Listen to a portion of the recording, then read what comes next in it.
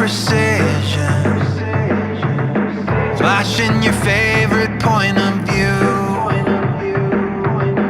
I know you're waiting in the distance, just like you always do, just like you always do.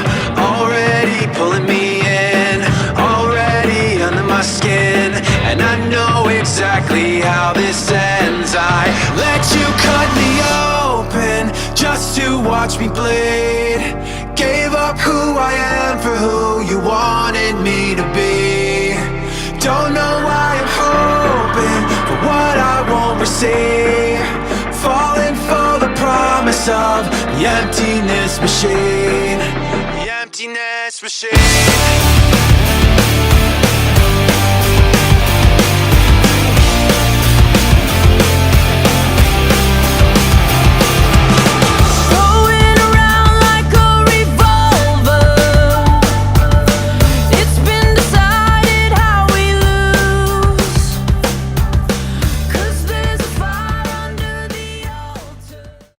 Bienvenue à toutes et à tous sur le plateau des Ondes Clandestines. J'ai commencé l'émission des Ondes Clandestines sur le renseignement, c'était avec Sergueï Girnov, et il est désormais le flambeau est à Jean-François Karachi qui nous parle de renseignement.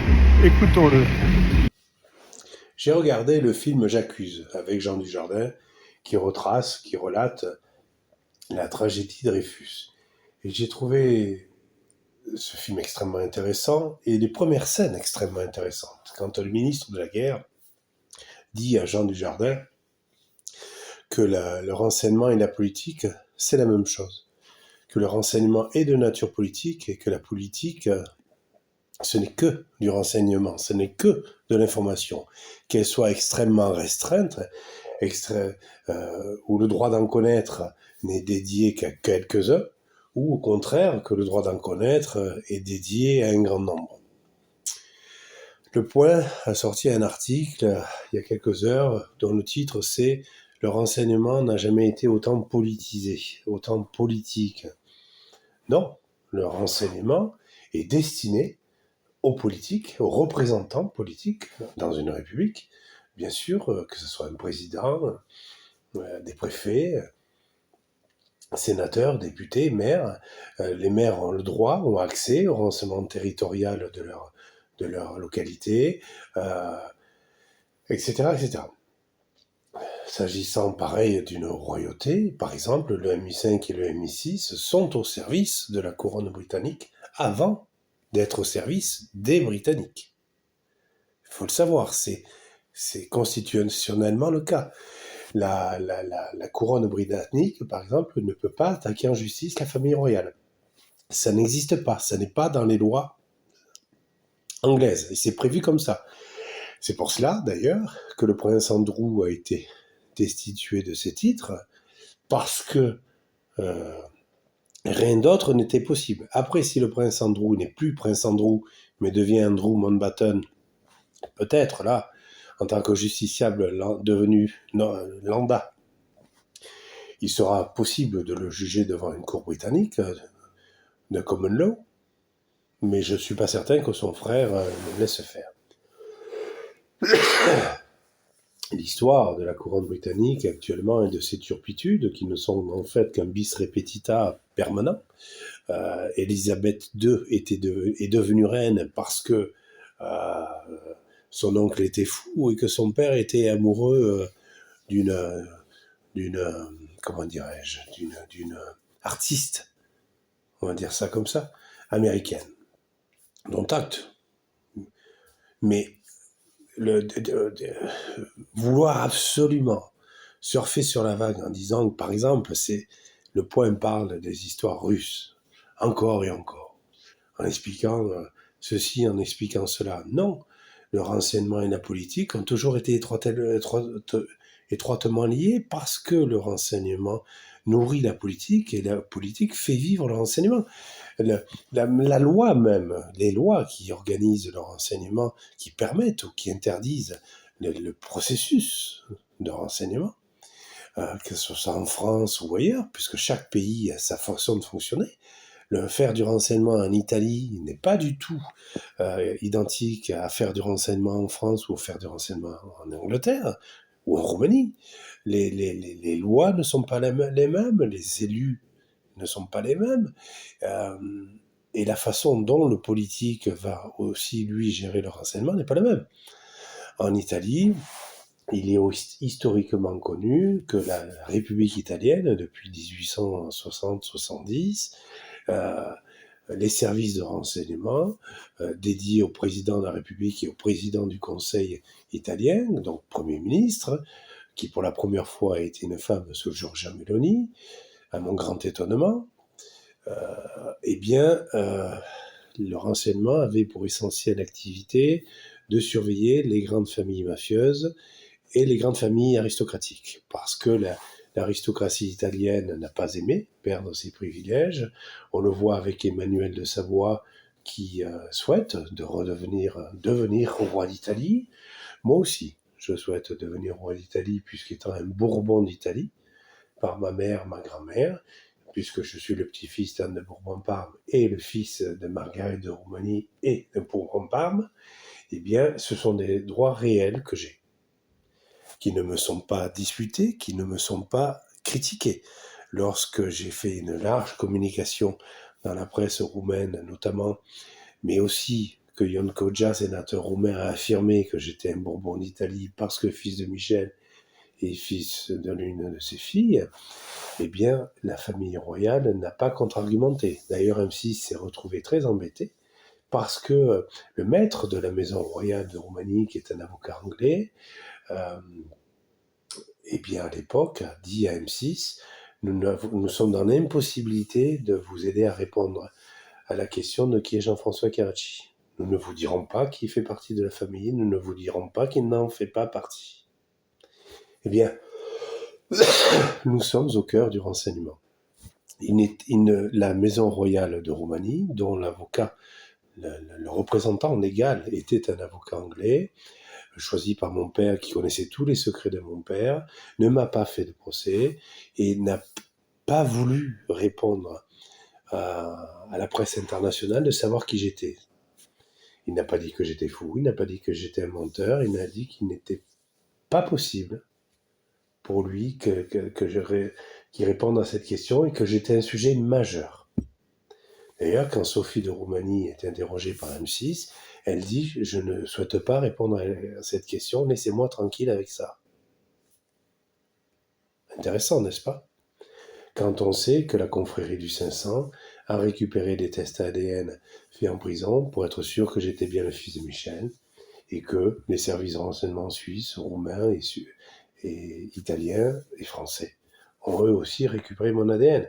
J'ai tellement été en gendarmerie en 2019 parce que j'étais soi-disant un grand salaud et un grand danger, que plusieurs fois on m'a pris mes tests ADN, pas pour voir si j'avais fait un cambriolage ou je ne sais quoi, mais parce qu'il fallait que ces tests ADN remontent au parquet de Versailles et remontent au Quai d'Orsay. Il fallait savoir qui était Jean-François Carracci. Et c'est d'ailleurs, à ma grande surprise, lorsque j'ai présenté les documents du chancelier de la Maison royale de France, Philippe Liaud, la justice française ne m'a jamais répondu à savoir si ce document était valable ou pas. Pourtant, en droit, le parquet de Paris, ou le parquet général de Paris même, pouvait s'auto-saisir sur cette question, puisque c'était une question au-delà de moi, au-delà de l'individu que je pouvais être, c'était une question potentiellement historique. Eh bien, on est dans le cœur du renseignement, dans cette histoire-là, où des GIC, des GSE s'entrecroisent, ou MI5, MI6 s'entrecroisent, ou services italiens, services russes, services roumains, et services suisses s'entrecroisent également. Et tout ça est éminemment politique. Pourquoi je n'ai jamais demandé à être reconnu par Emmanuel Macron? Parce que je ne voulais pas être reconnu par Emmanuel Macron. Je connais tous ses amis, je connais tous ses conseillers, dont certains sont mes amis, ou en tout cas certains, j'ai de très bonnes relations avec eux, que ce soit dans ses maîtres avancés, dans ses avocats, dans ses députés, je les connais tous, ils me connaissent tous. De près ou de loin, certains, je les connais très bien, d'autres moins bien. Je connais très bien Pascal Payen-Penzeller, conseiller proche du couple présidentiel et en particulier de madame. Aurore Berger, pareil, à un moment donné, on a été assez proches avec mon épouse, puisque nous avons été l'un des rares à participer à son salon du livre, etc. On a été à un moment donné là, l'un pour l'autre. D'ailleurs, quand mon épouse, Bénédicte Erracchi-Bouquet, disait à Aurore Berger, Bénédicte, j'ai ce souvenir-là, Bénédicte le confirmera ou l'infirmera légèrement, non pas que je vais mentir dans ce que je vais dire là, mais je crois me souvenir d'une chose, c'est que Bénédicte avait dit à Aurore, c'est terrible ce qu'a vécu Jean-François parce qu'il est fils de roi et tout le monde a fait comme si c'était pas le cas. Et Aurore Berger a répondu, j'étais là, présent physiquement, oui, je sais. Donc une ministre actuelle a confirmé, a révélé la certitude qu'elle avait à Bénédicte Erracchi-Bouquet lors du Salon du Livre de 2021, je crois me souvenir, oui, 2021, et bien qu'elle savait assurément que j'étais bien le fils de Michel, et comme l'avait fait à l'envers. Et c'était d'ailleurs pour ça qu'Aurore Berger m'avait autorisé à vendre à son salon du livre qu'elle avait créé, et qui n'a d'ailleurs eu qu'une seule édition, à Rambouillet, à la Bergerie nationale, où d'ailleurs j'ai une affiche qui le dit, je la renverrai à Aurélien Roy pour preuve.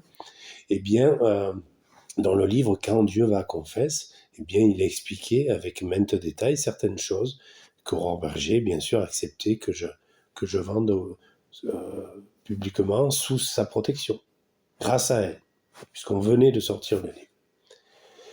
Tout ça n'est que du renseignement.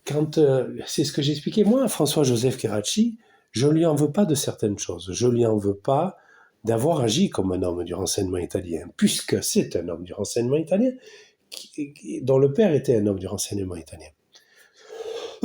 L'homme avait ses habitudes, faire des faux documents, des faux témoignages, des fausses preuves. Ça fait partie du métier du renseignement.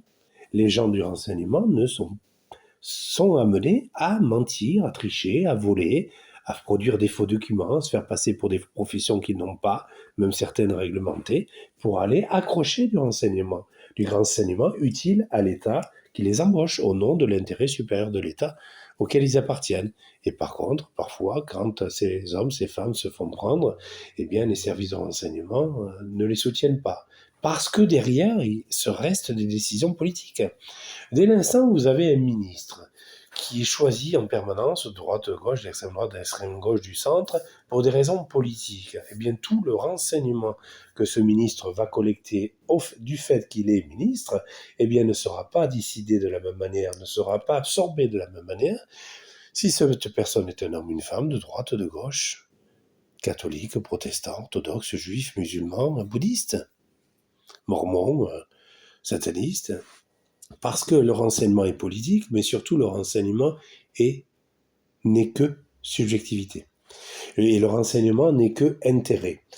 Les Rothschild sont devenus célèbres, pour certains malheureusement tristement célèbres, alors que c'est une très belle banque, une très grande banque. Depuis près de 200 ans, la banque Rothschild est une banque extrêmement puissante parce qu'elle sait faire de l'argent. Après, elle a sa façon de faire de l'argent, mais c'est une façon qui fonctionne.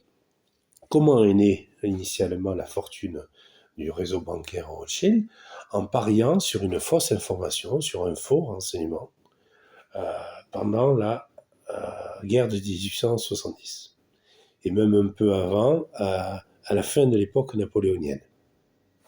À la fin de l'époque napoléonienne, il y a eu une histoire de mensonge sur une victoire et sur une défaite d'un des États belligérants qui étaient concernés, et les Rothschild ont parié sur cette fausse information-là. Ça leur a permis de gagner beaucoup d'argent.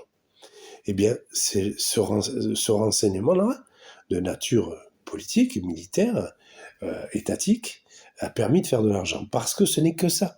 Quand j'explique que la CIA est une agence commerciale qui utilise le renseignement pour faire de l'argent au nom des États-Unis, pour les États-Unis à travers le monde, que ce soit en Afghanistan, au Venezuela, au Cambodge, au Zaïre, en Afrique du Sud, c'est une vérité qui n'est pas une vérité complotiste, puisque ceci est un grand mot, et un gros mot, mais une vérité stratégique, politique, juridique, effective, militaire.